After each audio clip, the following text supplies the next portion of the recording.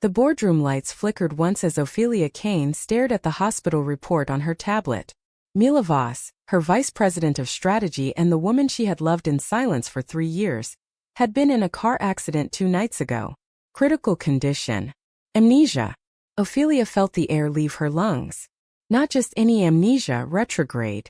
Mila remembered nothing of the last 5 years. Nothing of the late-night strategy sessions that turned into whispered confessions. Nothing of the apartment in Brooklyn where they kept a single drawer of shared secrets. Nothing of the platinum ring Ophelia had slipped onto Mila's finger during a rain-soaked weekend in the Hamptons, promising forever in the only place they could be honest. Ophelia set the tablet down carefully, as if it might shatter. Around the long glass table, the executive team of Apex Dynamics waited. They were here for the quarterly review, but the agenda had shifted the moment the news broke. Mila Voss, the brilliant mind behind their latest acquisition, was out. Indefinitely. "I'm taking personal leave," Ophelia said, voice level. "Effective immediately. Lauren will step in as interim COO." Murmurs rippled. Lauren, sharp-eyed and ambitious, nodded once. Ophelia caught the glint in her eye. Opportunity recognized. As the room emptied, Ophelia's phone buzzed. A text from Mila's mother, Evelyn Voss. "We're at the hospital. Mila is stable but confused. She doesn't remember you at all. Please don't come. This is family time." Ophelia stared at the words until they blurred. Family. The word had always been a weapon. She drove straight to the hospital anyway. The private suite on the 5th floor smelled of antiseptic and lilies. Mila lay propped against pillows, bandages wrapping her left arm, dark circles under her eyes. She looked smaller, fragile in a way Ophelia had never seen. When Ophelia stepped inside, Mila's gaze lifted, polite, distant, the look one gives a colleague at a conference. "You're Ophelia Kane," Mila said. Not a question. A fact pulled from briefing notes. "Yes." Ophelia's throat tightened. "You're COO. We worked closely together." Mila nodded slowly. "They told me. The merger with Synergex. My projections closed the deal." A faint smile, professional pride. No warmth. No recognition of the nights they had spent rewriting those projections on Ophelia's couch. Laughing until dawn. Evelyn Voss stood by the window, arms crossed. Silver hair immaculate. Expression carved from stone. "Mila needs rest, Miss Kane. No work talk." Ophelia forced a nod. She wanted to scream that this wasn't work. That Mila had once traced the scar on Ophelia's collarbone and called it beautiful. That they had built something unbreakable in the shadows of boardrooms and balance sheets. Instead, she said, "I brought files. Updates on the integration plan." Mila's eyes brightened slightly. "Thank you. I'd like to review them when I'm stronger." Ophelia placed the folder on the side table. Her fingers brushed Mila's hand, accidental, electric. Mila didn't flinch, didn't react. Just a polite thank you. As Ophelia turned to leave, Evelyn followed her into the hallway. "She's starting over," Evelyn said quietly. "Clean slate. No complications." "Complications?" Ophelia echoed. "You know exactly what I mean." Evelyn's voice dropped. "Mila told me everything before the accident. The affair. The ring. I convinced her to end it. For her career. For yours." She agreed. Ophelia's pulse roared. "She never told me that." "Because she loved you enough to protect you both." Evelyn stepped closer. "Now the universe has done it for her. Let it go, Ophelia. Or you'll destroy what's left of her life, and yours." Ophelia walked away without answering. In the elevator, she opened her purse. Inside, wrapped in silk, was the matching ring, the one Mila had given her the same night in the Hamptons. She slipped it on her finger, hidden under her sleeve. Back at the office, Lauren waited in Ophelia's corner suite. "The board wants assurances. Synergex integration can't stall." "It won't," Ophelia said. Lauren studied her. "You're distracted." "I'm fine." "You're not." Lauren leaned against the desk. "Everyone knows you and Mila were close. More than colleagues. If the press catches wind, especially now with her condition." "There is no press," Ophelia cut in. "There never was." Lauren smiled thinly. "Yet." Ophelia felt the first real crack. Lauren wasn't bluffing. She had always been the one watching, waiting for weakness. That night, Ophelia sat alone in the Brooklyn apartment. Mila's half of the closet still held her suits, her perfume faint on the hangers. Ophelia opened the secret drawer. Inside, photos they could never post, notes they could never send, the ring box empty now. She took out a single Polaroid, Mila laughing, head thrown back, Ophelia's arm around her waist. On the back, in Mila's handwriting, "Forever starts tonight." Ophelia pressed it to her lips. The next morning, she walked into Apex Dynamics like nothing had changed. But everything had. Lauren called an emergency meeting. "We need to discuss succession. If Mila can't return." "She will return," Ophelia said. Lauren raised an eyebrow. "And if she doesn't remember the strategy that made her indispensable?" "Then we remind her." But privately, Ophelia knew the truth. Mila's amnesia wasn't just memory loss. It was erasure. And someone, Evelyn, Lauren, or fate itself, intended to keep it that way. Ophelia began planning. Not for love. For survival. 3 weeks passed. Mila transferred to rehab. Ophelia visited twice a week, always with files, always professional. Each time, Mila greeted her with the same courteous distance. They reviewed projections, timelines, risk assessments. Mila's mind was as sharp as ever, sharper, perhaps, unclouded by emotion. "You're different," Mila said once, during a quiet moment. "More guarded." "Am I?" Ophelia kept her tone light. "Yes. Like you're waiting for something." Ophelia almost laughed. "I'm waiting for you to come back." Mila frowned. "I am back." "Not all of you." Mila looked away. "The doctors say fragments might return. Or they might not." Ophelia nodded. She didn't mention the ring she still wore hidden. Or the nights she spent staring at the ceiling, replaying every moment they had stolen. At Apex, the power vacuum grew. Lauren moved fast. She restructured teams, sidelined Mila's loyalists, positioned herself as the natural successor. Whispers spread. "Lauren's the future. Ophelia's too emotional." Ophelia countered quietly. She leaked memos showing Lauren's projections overstated synergies by 15%. Nothing overt, just enough doubt. Then came the leak. A gossip site ran a blind item. Top female exec at major tech firm involved in secret same-sex relationship with her rising star deputy. Deputy now sidelined after accident. Will the boss fight for her, or cut losses? The board called Ophelia in. "Is this true?" the chairman asked. Ophelia met his eyes. "It's speculation." "But is it accurate?" She hesitated. "Just long enough. Mila and I are colleagues. Close colleagues. Nothing more." The chairman nodded. "Good. Keep it that way. We can't afford scandal." Ophelia left the room shaking. She had lied for them both. Again. That evening, she drove to the rehab center unannounced. Mila was in the garden, walking slowly with a cane. She looked up, surprised. "You didn't bring files," Mila said. "No." Ophelia sat on the bench beside her. "I brought something else." She pulled out the Polaroid. "Do you recognize this?" Mila studied it. Her fingers trembled. "That's me. And you?" "Yes." Mila's brow furrowed. "We look happy." "We were." Mila handed it back. "I don't remember." "I know." Ophelia's voice cracked. "But I do." Mila looked at the sunset. "My mother says we were close. That it ended before the accident." "Did she?" "Yes. She says it was mutual. For our careers." Ophelia closed her eyes. "Your mother wants to protect you." "From what?" "From me." Mila turned. "Why would she need to?" "Because loving me could cost you everything. The board, the press, your future CEO track." Mila was silent a long time. "And you? What would it cost you?"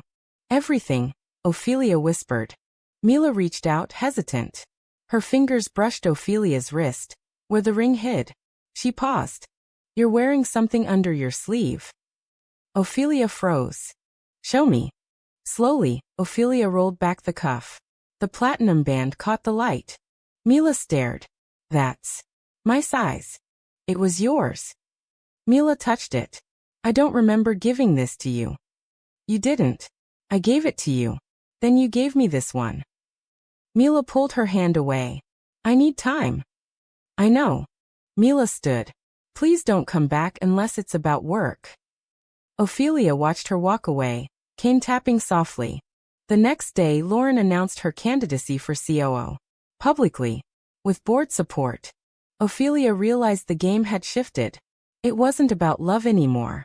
It was about who would control the narrative. Who would survive. She began digging. Into Lauren's finances. Into Evelyn's influence. Into the accident report itself. What she found chilled her. The brakes on Mila's car had been tampered with. Not an accident. Sabotage. Someone wanted Mila gone. And Ophelia was next. Ophelia hired a private investigator discreetly. Former FBI, discreet, expensive. Within days he confirmed. Brake lines cut cleanly. Professional job. No fingerprints. No cameras. But the timing aligned perfectly with Lauren's sudden push for promotion. Ophelia confronted Lauren in the underground parking garage after hours. You did this, she said. Lauren laughed. Paranoid, Ophelia? The brakes. You knew Mila was driving to meet me that night. I knew nothing. Lauren stepped closer. But if I had, I'd say it was convenient. She was in the way. You both were. Ophelia felt cold rage. If you hurt her again. What? You'll expose us all. Lauren smirked. Go ahead. The board will love that. Two lesbians tearing the company apart. Or worse, one dead, one broken. Ophelia grabbed Lauren's wrist. Stay away from her. Lauren twisted free. Or what? You'll fight for her? Publicly? Ruin your career for a woman who doesn't even remember your name. Ophelia released her. Lauren walked away whistling. That night Ophelia went to Evelyn's townhouse in Georgetown. Evelyn opened the door in silk robe unsurprised. You know, Ophelia said. About the brakes? Yes. Ophelia stepped inside. You hired someone? No. Evelyn poured scotch. But I knew who did. Lauren. Perhaps. Or someone she paid. Why protect her? Because Mila is safe now. No memories. No scandal. She can rebuild without you dragging her down. Ophelia laughed bitterly. You think this is safety? I think it's mercy. Ophelia set her ring on the coffee table. She gave me this. After I proposed. Evelyn looked at it. She told me. She cried for days after she agreed to end it. She didn't end it. You convinced her. I reminded her of reality. Evelyn sat. You both signed NDAs. Non-fraternization clauses. The board would have fired you both. Or worse. We were careful. Not careful enough. Evelyn sipped. Now let her go. Ophelia picked up the ring. I can't. Then you'll lose everything. Ophelia left without another word. Back home, she found a package at her door. No sender. Inside, a USB drive. She plugged it in. Audio files. Voices. Mila's voice pre-accident. I can't do this anymore, Ophelia. My mother is right. We have to stop. Ophelia's own voice. You don't mean that. I do. For us. For Apex. Silence. Then sobs. Another file. Lauren to an unknown caller. Make it look like an accident. Clean. No traces. Ophelia's hands shook. Proof. But proof of what? If she went public, Mila's privacy vanished. Her own career ended. And Lauren would claim it was all fabrication. She needed more. She needed Mila to remember. Ophelia booked a private meeting with Mila's neurologist. Is there a way to trigger recall? Stress can. Emotion. Familiar places. But it's risky. It could cause permanent damage. Ophelia nodded. Do it. The doctor hesitated. You're not family. I'm her emergency contact. The doctor checked notes. Actually, you're not. Evelyn Voss is. Ophelia left. She went to the Brooklyn apartment instead. She gathered every memento, photos, notes, the silk scarf Mila loved. She packed them carefully. Then she waited. 2 days later, Mila was discharged. Home to her mother's house in Connecticut. Ophelia drove there at dawn. Evelyn met her at the gate. Leave. Let me see her. No. Ophelia held up the box. These are hers. Memories. She deserves to know. Evelyn's eyes narrowed. You'll destroy her. Or save her. Evelyn stepped aside. 5 minutes. Mila sat in the sunroom, reading reports. She looked up. Ophelia. I brought something. Mila opened the box. Photos. Notes. The scarf. She touched each item like relics. A flash crossed her face. Pain, confusion. I know these. Ophelia knelt. You do. Mila lifted a photo. The Hamptons rain rings. Tears welled. I said yes. Yes. Mila looked at Ophelia. Why can't I feel it? Because trauma buried it. Mila closed the box. I need to think. Ophelia left. But the seed was planted. Lauren announced her interim COO role officially. Press release. Interviews. She played the part perfectly. Competent, composed, forward-thinking. Ophelia worked from home, compiling evidence. The USB. Bank records showing transfers to a mechanic shop. Timestamps matching the accident. She met the PI in a diner. Enough for charges? She asked. Maybe. But circumstantial. And Lauren has alibis. Ophelia nodded. I need Mila on board. She's the victim. Her testimony would seal it. But she doesn't remember. Then make her. Ophelia drove to Connecticut again. Mila met her at the door this time. No Evelyn. I looked at the photos, Mila said. All night. And I feel echoes. Like dreams I can't hold. Ophelia stepped inside. Come with me. To Brooklyn. Our place. Mila hesitated. My mother. Your mother wants to keep you safe. But safe isn't whole. Mila looked out the window. Okay. They drove in silence. When they entered the apartment, Mila froze. I know this smell. Ophelia watched her walk through rooms. Touch the couch. Open the closet. In the bedroom, Mila sat on the bed. We slept here. Yes. Mila closed her eyes. I can almost see it. Ophelia sat beside her. Let it come. Mila's breathing quickened. Then tears. You proposed. In the rain. I said yes. Then I panicked. I told my mother. She said it would ruin us. Ophelia took her hand. It still could. Mila looked at her. But I loved you. Loved? Mila nodded slowly. I think I still do. Ophelia kissed her soft, tentative. Mila kissed back. For a moment, the world righted itself. Then the door opened. Evelyn stood there, furious. You brought her here? Mila stood. I wanted to come. Evelyn turned to Ophelia. Get out. No, Mila said. She stays. Evelyn's face crumpled. You're throwing everything away. No. Mila's voice steadied. I'm taking it back. Evelyn left. Mila turned to Ophelia. We fight this. Together. Ophelia nodded. But the fight was just beginning. Lauren called that night. I know she's remembering. End it or I release everything. Ophelia hung up. The next week, Apex stock dipped. Rumors of internal conflict. The board summoned both Ophelia and Lauren. Lauren spoke first. Ophelia is unstable. Personal issues clouding judgment. Ophelia countered. Lauren orchestrated an attack on a senior executive. Gasps. Proof projected on screen transfers audio. Lauren paled. Fabricated. The chairman adjourned. Investigation promised. Outside, Lauren cornered Ophelia. You think you win? Mila will never testify. She's too fragile. Ophelia smiled coldly. Watch me. The investigation dragged. Weeks. Mila returned to work part-time, memory patchy but growing. She and Ophelia kept distance at the office. Professional nods, nothing more. Privately they rebuilt. Slow. Careful. Mila relearned the love she had lost. But the cost mounted. Lauren fought dirty. Leaked emails, doctored, suggesting Ophelia and Mila colluded on financials. Stock fell further. The board split. Some backed Lauren's stability. Others saw Ophelia's evidence. Then the subpoena came. Mila called to testify. She sat in Ophelia's apartment the night before. "I'm scared," she admitted. Ophelia held her. "You don't have to do this." "I do. For us. For me." Court day arrived. Mila took the stand.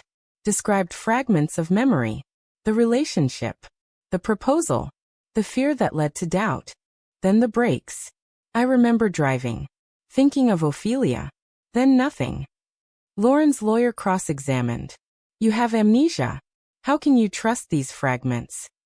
Mila met his eyes. "Because I trust her." The courtroom murmured. After, Lauren approached in the hallway. "You just signed your resignation." Mila smiled. "No. Yours." The verdict came fast. Lauren arrested. Charges: attempted murder, fraud. Apex reeled. Stock plummeted. The board offered Ophelia CEO interim. She declined. "I resign," she told them. "Effective immediately." Shock. "Why?" the chairman asked. "Because I can't lead a company that forced us to hide. That let this happen." She walked out. Mila followed. Outside, rain fell, just like the Hamptons. Mila took Ophelia's hand. Publicly. Cameras flashed. They didn't care. 6 months later. Ophelia and Mila lived quietly in a small house upstate. No boardrooms. No mergers. Just them. Mila's memory returned almost fully. Some gaps remained, small mercies. They started a consulting firm. Boutique. Ethical. No NDAs forbidding love.